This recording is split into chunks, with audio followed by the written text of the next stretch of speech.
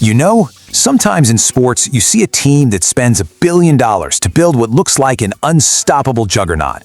Well, today, we're talking about what happens when that juggernaut runs into a buzzsaw on a Tuesday night.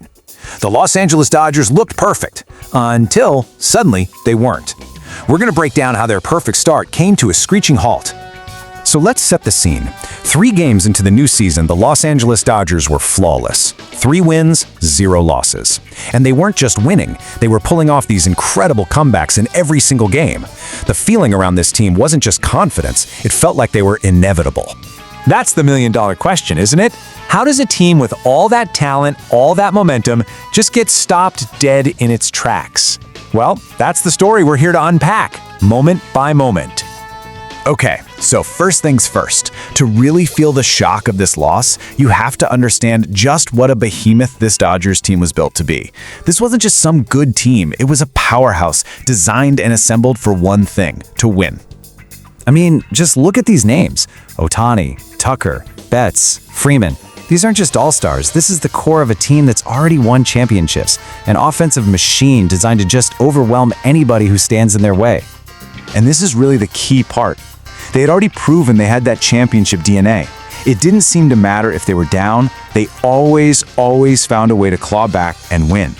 It created this aura, just 3 games in, that maybe they just couldn't lose. But on this night, the Cleveland Guardians had an answer. Instead of the slugfest everyone expected, this game settled into this incredibly tense, nail-biting pitching duel. And all of a sudden, that high-powered Dodgers offense went completely quiet. And this was the guy responsible, Parker Messick. Probably not a household name for a lot of folks, but facing that murderer's row of hitters, he didn't just survive, he put on an absolute show. Now this is where it gets really interesting. The Dodgers starter, Sasaki, he was solid, no doubt, but look at Messick's line. 6 full innings and 0 runs allowed against that lineup. He was absolutely dealing, keeping this game locked down and giving his team a real fighting chance. Thanks to an RBI double from Kwan, the Guardians were hanging on by a thread with this tiny 1-run lead. But against the Dodgers, a 1-run lead feels like nothing, right? The tension was just thick. You could feel everyone waiting for LA to pounce on one mistake. And then came the top of the 7th. This wasn't just a turning point. This was the exact moment the Guardians blew the game wide open. And this little fact says it all. Before this inning, the Dodgers bullpen had been just as perfect as their record. They were untouchable. So when the Guardians finally scored on them, it felt like the first crack in the armor. It proved they were human. Okay, so picture the scene. The Guardians have somehow managed to load the bases, but there are 2 outs. I mean, this is the ultimate pressure cooker moment. 1 more out and the Dodgers escape. 1 big hit and the Guardians could take control. So pinch hitter Rhys Hoskins comes up and immediately he's in a deep hole, an 0-2 count. The pitcher has all the power here.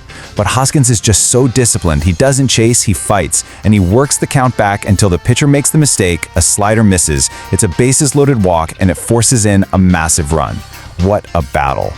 And that walk just opened the floodgates. With all the pressure now on the Dodgers, Daniel Schneemann stepped up right after and just ripped a 2-run double. And just like that, a tense 1-0 nail-biter exploded into a 4-0 Guardians lead, an absolute eruption in the 7th. Of course, these are the Dodgers we're talking about. You can never, ever count them out. Down by 4, they were going to get one last chance to pull off another one of their signature comebacks. And, yep, true to form, they started making some noise. Mookie Betts hits an RBI double, Freddie Freeman drives in another, the home crowd starts getting into it, starting to believe. You're thinking, wait, are they really going to pull this off again? But here it is. This is the real story of the game. That late rally was just too little too late. Because for 8 innings before that, their biggest weapons were completely shut down. Ohtani, Tucker, Betts, and Freeman. A combined 3 hits in 16 at-bats. You just can't win when your superstars go that cold. And so, in the end, that's all they could get. 2 runs. For one night, the magic had finally run out. And so the improbable happened. Right there in front of their stunned home crowd, the seemingly perfect Dodgers were handed their first loss by a tough Guardians team that just plain outplayed them.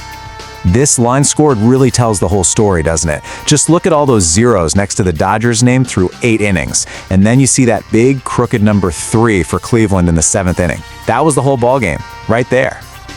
A simple statement, but a powerful one. The streak was broken. That aura of invincibility was gone.